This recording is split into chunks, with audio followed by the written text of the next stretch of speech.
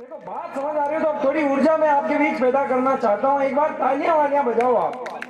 ये तो है, लेकिन चोटी का छोरा घर पे आके नाच रहा और कूद रहा और गीत गा रहा। ये बोले रे बेटा क्या हुआ? छोरा बोला कहाँ पहुंच गई वर्तमान की युवा पीढ़ी। वो छोरा नाच रहा और कूद रहा गीत गा रहा है। बोले रे बेटा बता क्या हुआ? छोरा बोले पापा क्या बताऊं क्या बताऊं क्या बताऊं। नहीं नहीं बता तू क्या हुआ क्या हुआ? बोला पापा क्या बताऊं, इतने सुंदर मैडम पढ़ाने आए हैं, इतने सुंदर मैडम पढ़ाने आए हैं, क्या बताऊं।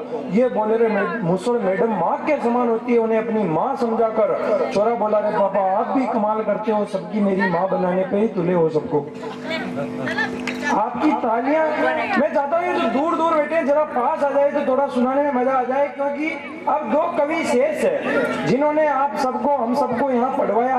भाई अजय तिवारी और राधेश्याम जी मेवाड़ी जी को सुने बिना अगर आप चले गए तो आपका यहाँ आना यूं ही चला जाएगा। क्योंकि मैं अब उनको बुलाना चाहता हूं भाई अजय तिवारी। ये तो अपन तो हंसी मस्ती वाले लोग हैं, अपने गांव के लोग हैं। वो मेरे गांव के एक बालू काका और बाली काकी कभी गांव से बाहर ही नहीं निकले। वो पहली बार उनका छोरा वहां सूरत काम करता था तो उनको वहां लेके चले गए। दोनों लोग लुगाई गए, रेलवे स्टेशन से बाहर निकले तो वो एक एक्टर नहीं है ना शेरावत। हाँ आपका जनरल नॉलेज बहुत अच्छा है, मुझे बताएं। वो मल्लिका शेरावत का बाहर कम कपड़ों में फोटो लगा हुआ तो वो डोगरी कभी घर से बाहर ही नहीं निकली। वो बोली रे बालू का पापा खसीक लुगाई की शर्मी मरगी, कम कपड़ा फेरियार फोटो मर्दा बीच टंगाई, थाक की सोगन मुझो ऐसा कपड़ा फेर लो तो घर में ही बाहर नहीं निकलो। तो बालू भाभी बोले वाले की मम्मी तू ऐसा कपड़ा फेर ले तो मुख शू घर में बाहर नहीं निकलो। तालियां आपकी फिर भी नहीं बज रही है। अब मैं भाई अजय तिवारी को बुलाना चाहता हूं, उनको चार पंक्तियों से आमंत्रित करता हूं कि एक कुंवर बेचैन जी कहीं लिखते हैं कि अपने आंचल को भिगोती ही चली जाती है, जिंदगी रोती है तो रोती ही चली जाती है, नेक कामों में कभी देरी न कीजिए साहेब, देर होती है तो होती ही चली जाती है, देर होती है तो होती ही चली जाती है। आप एक बार तालियां बजा दीजिए भाई अजय तिवारी।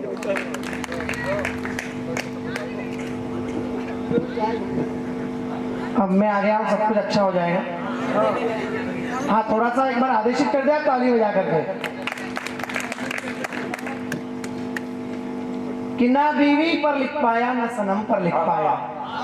दूसरी पंक्ति ठग से लग जाए तो मेरे हिस्से के बचे हुए राष्ट्रवादी श्रोता आदेश कर देना कि मुझे पढ़ना है कि ना बीवी पर लिख पाया ना सनम पर लिख पाया, ना ना ना ना बीवी पर लिख पाया ना सनम पर लिख पाया, मेरी कलम में स्याही वो है कि बस वतन पर लिख पाया मेरी कलम में।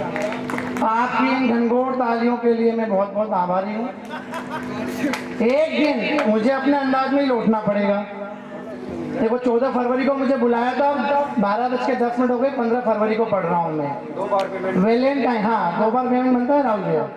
वैलेंटाइन डे के दिन आया था। अब ये वैलेंटाइन डे ऐसा ही है, 14 फरवरी को वैलेंटाइन डे के रूप में मनाया जाता है और 15 फरवरी को वैलेंटाइन डे के मनाते हैं। तो हमें तो 14 फरवरी पुलवामा दिवस के रूप में मनाए। वो एक दिन एक भ्रष्ट नेता को सच्चाई बताने वाली मशीन पर बिठाया तो मशीन ने भी नेता को सच्चा बताया।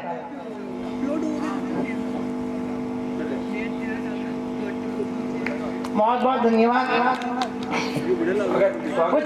कुछ बातें 5-10 मिनट आपके बीच में हूँ। एक आध छंद में भी सुनाऊंगा, कोशिश करता हूँ। हाँ गेंद को पकड़ने की कोशिश करना कि एक दिन एक भ्रष्ट नेता को सच्चाई बताने वाली मशीन पर बिठाया तो मशीन ने भी नेता को सच्चा बताया। ये देख मेरा खून खोल पड़ा और मैं मशीन से ही बोल पड़ा, अरे वो मशीन तेरा ही ऐसा जवाब आएगा तो इस देश को कौन बचाएगा। अरे वो मशीन तेरा ही ऐसा जवाब आएगा तो इस देश को कौन बचाएगा। तो मशीन ने मुझसे कहा कि अरे कवि महोदय मैंने तो अपनी ईमानदारी पूरी निभाई है। मशीन मुझसे कह रही, 2 पंक्तियों का जवाब सुनना। मशीन मुझसे कह रही है अरे कवि महोदय मैंने तो अपनी ईमानदारी पूरी निभाई है, पर क्या करूं मेरे अंदर की वायरिंग इस नेता ने करवाई है। वाह वाह वाह वाह।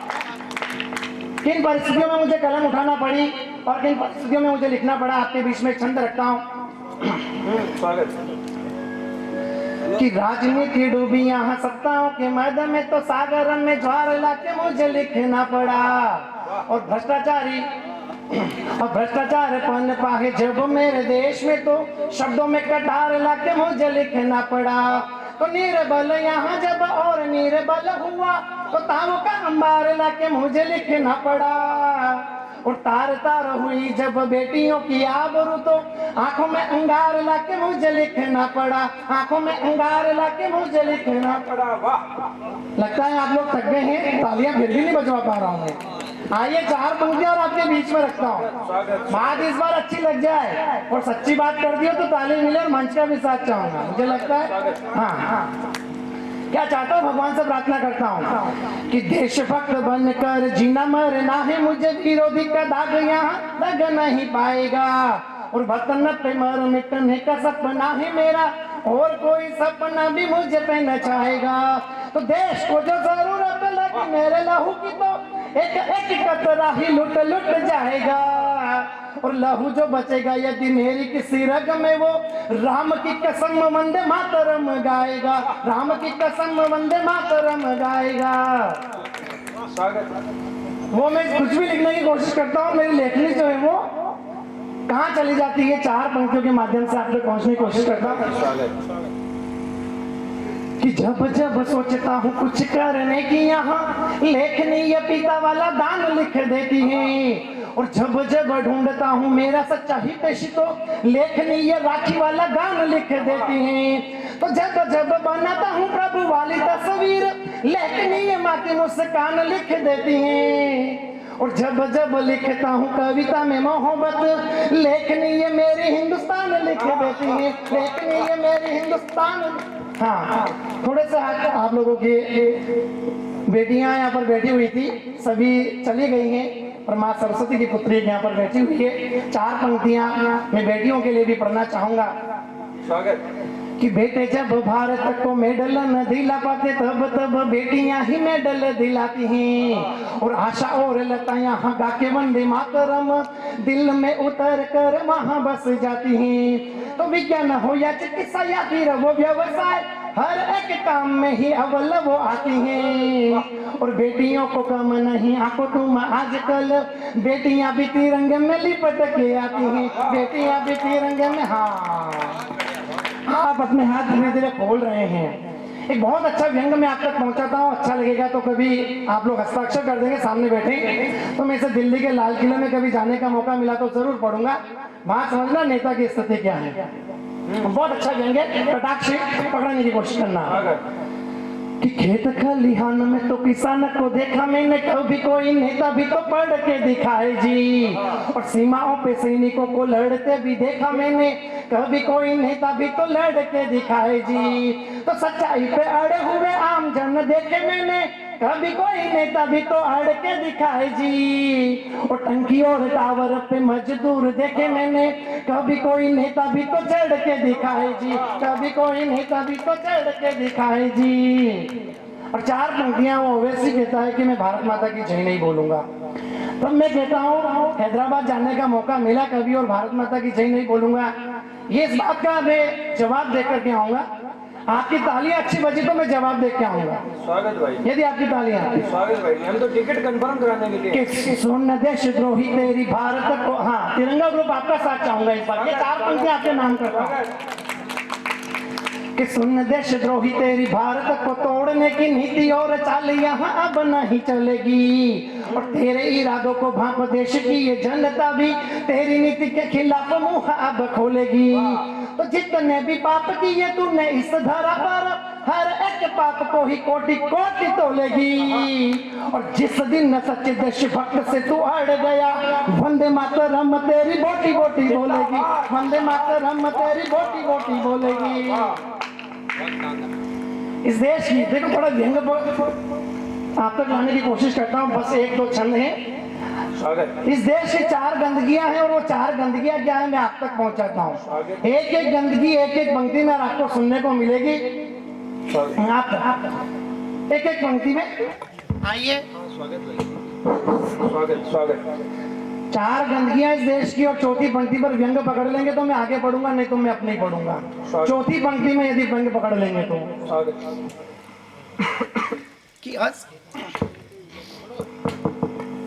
माइक वाले भैया मजे ले रहे हैं, लेकिन एक बार जोरदार तालियां हो जाए माइक के लिए।